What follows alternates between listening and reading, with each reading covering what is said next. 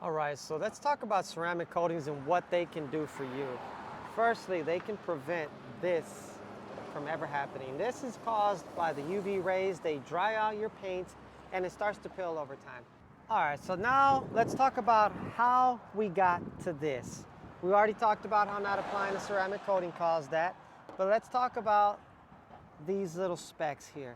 These little specks are embedded in the paint. They're stuck on the paint, and what they do is they start to clog up the pores of the paint. And once the paint's pores are clogged up, that's when you start to have a whole lot of that happen.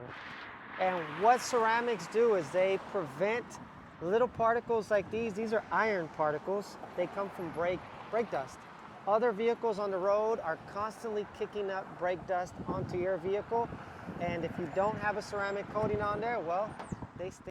So how do we deal with that if they're already on there? Well, I'm about to show you how to do that. I'm about to show you our decontamination process that is required before you apply any sort of protection, specifically a multi-year ceramic coating. If you're going to get a multi-year ceramic coating on your paint, you want to remove all of these embedded particles before you do so. Otherwise, it's not gonna adhere properly. So let's get to that. All right, so step one, I'm gonna be doing this in a very unorthodox way because I'm not an octopus. I've only got 2 hands, and we gave the film crew the day off. We're spraying this surface down with O&R. This is a special product that encapsulates all of the dirt so that we don't damage or scratch the paint further. In my bucket is even more O&R. This is what is commonly referred to as a rinseless wash.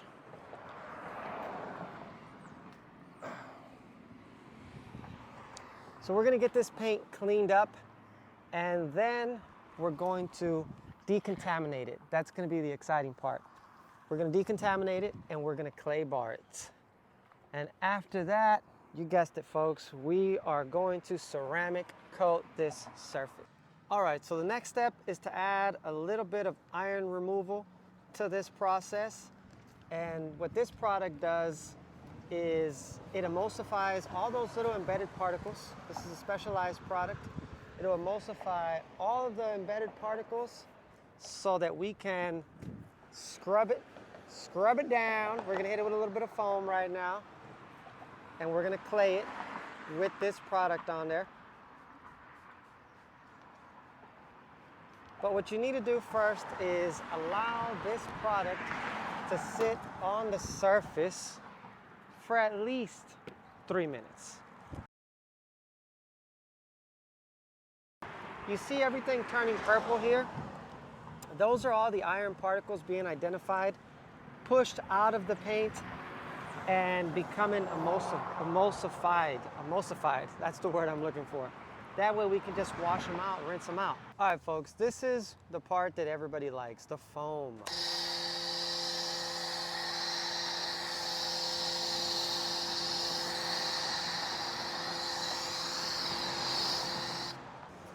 Okay, so now that we have everything foamed up, what we have now is a very slick surface. We have that iron decon product on there, and we're gonna go grab our signature clay mitt. And what this does is it provides a little bit of grit, but not so much grit that you're gonna damage the paint. So this extra grit is gonna take that iron remover, it's gonna push it deeper into the surface to allow us to remove those embedded iron particles. All right, so once the surface starts to feel smooth, that's how we know we have gotten the majority of the embedded contaminants out of the paint. The rest of them come out during the polishing process, which is what we're doing right after this. All right, so we're rinsing this bad boy off, and I want everybody to make note of how flat the water behavior is.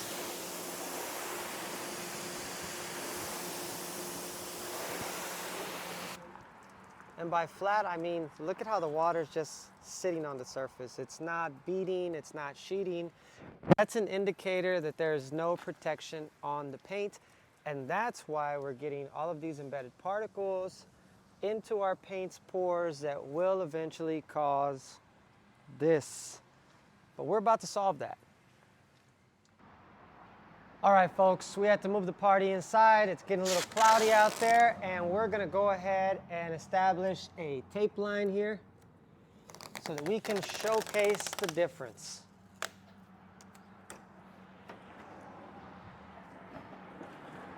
And in this next step, we're also going to do a quick paint evaluation. So long as you're above 2.8, you're usually good to correct. You're usually good to polish.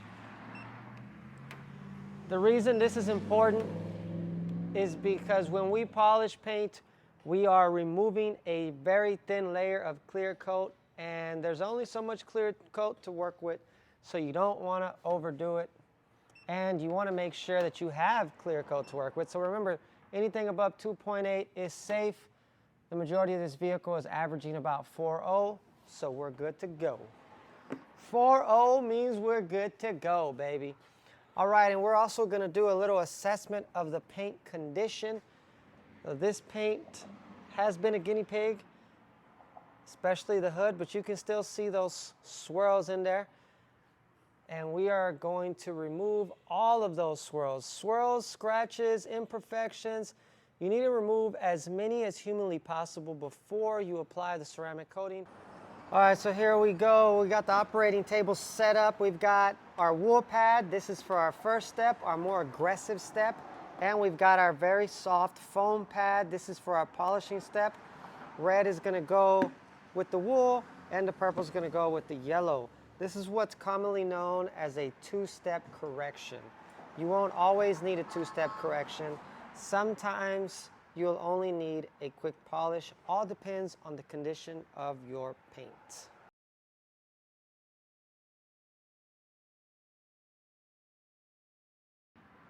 All right, polishing phase is done, and this is the part where we inspect the paint and make sure that we got the results we want. Here in this case, we have a tape line to see the difference between both sides, and the difference is pretty freaking obvious. You can see about 90% of the swirls and scratches are gone. And then when you jump over here, you can see how bad it was. It's not even white anymore on this side. It's something opaque. Just really rough looking paint. And over here, major improvement. So here you would think we're ready for the ceramic coating, but we're not. There's another step. All right, so the final step before we move on to the ceramic coating is going to be the panel wipe process. And this is an alcohol-based product that is going to get any embedded polishing agents out of the paints, which, trust me, there are, because we just finished polishing this panel with two different, very aggressive compounds and polishes. And if you don't get these polishing agents out of the paint's pores, you will essentially just be ceramic coating over the leftover residue, and when that leftover residue eventually gets washed off or just dries off, you'll lose your ceramic coating. So, very pivotal part of the process. All right, now that we've removed all leftover residue from the panel, we can move on to our ceramic coating. And the key when applying a ceramic coating is getting 100% coverage. So you want to get every part of the panel covered.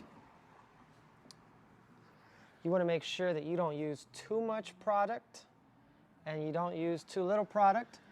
But you also have to be very careful in making sure that you don't leave any of this stuff behind when you wipe it off. Because if you do, it'll leave a semi-permanent streak on the paint that can only be removed by compounding, polishing, and in some cases, you may even have to wet sand. Now we'll wipe it off with a clean rag. Ceramic coating really is that easy to apply. It doesn't matter what grade ceramic coating you use. All of our ceramic coatings are 9H, which means they dry to a 9H thickness that can be measured on the graphite scale. Again, very technical jargon. In layman's terms, this is really good shit. So, got it all off. Also, disclaimer, I have had clients come in that try to do this on their own, and they have what are called high spots, so those semi-permanent streaks left on the paint because they didn't quite know what they were doing. So that's a nightmare because you gotta just repolish the whole car, which if your car didn't need it to begin with, can get very expensive. Try to save a buck, man. It's happened to me. Try to save a buck, you end up costing yourself a fortune. There we go. Now we're gonna give this a little bit of time to cure, and then we'll come in and we'll do the beading test so you guys can see the difference. Hell yeah. Super satisfying. Panel looks way better already. All right, so we're gonna do a little comparison here. The ceramic coated panel.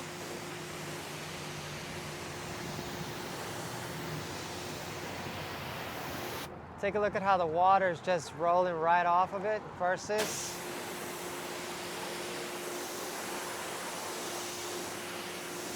non-ceramic coated panel. Look how easy it is to flood it. So here we go again.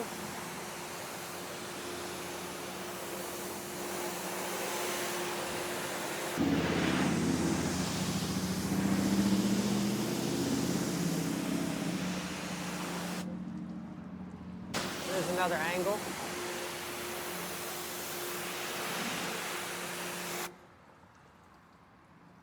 Now we're starting to get some rain come down from the heavens as well to try to assist us with our test.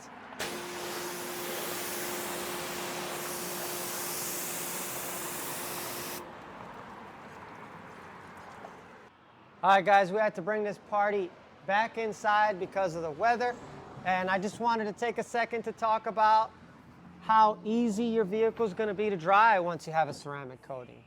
That's another major, major benefit. Now this side doesn't have a ceramic coating on it, and you can see the streaks that were left behind here versus no streaks were left behind here. So if you hate streaks, that's another problem that a ceramic coating is going to solve for you. And since you can dry your vehicle a lot faster with a ceramic coating, it means you're going to have less chance of installing scratches in your paint. All right, guys, so I just walked you out through the entire ceramic coating and paint correction process. I hope you enjoyed. Hope you learned something. And if you have any questions, let me know in the comments. I got to wrap all this up as the rain is coming in hot, as they say. But yeah, pretty happy with the result. Thanks for watching. See you guys later.